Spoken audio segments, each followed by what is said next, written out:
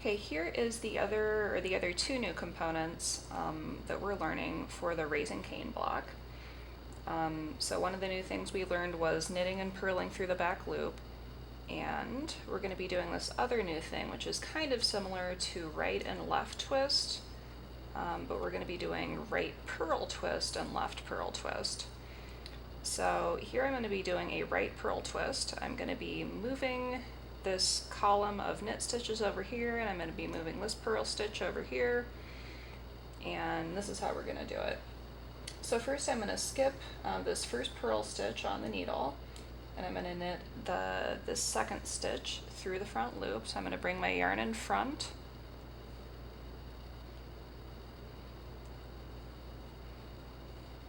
going to knit that.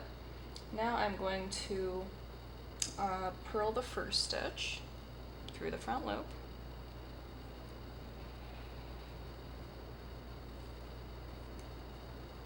Slip those both from the needle, and you can see that the knit stitch crossed over the purl stitch there, which is what I wanted to do.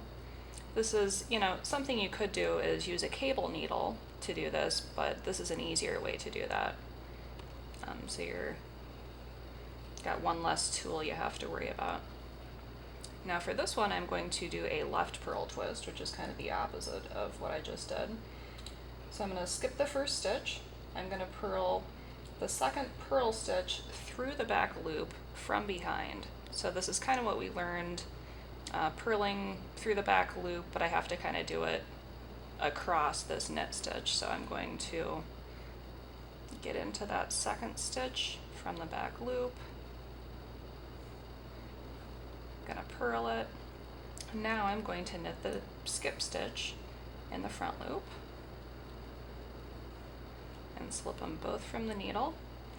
You can see that that knit stitch went right over the top of the purl stitch. So, like anything, it's gonna feel a little weird the first couple of times you do it, but once you get used to it, it's super easy, I promise. Or at least it's not totally awful.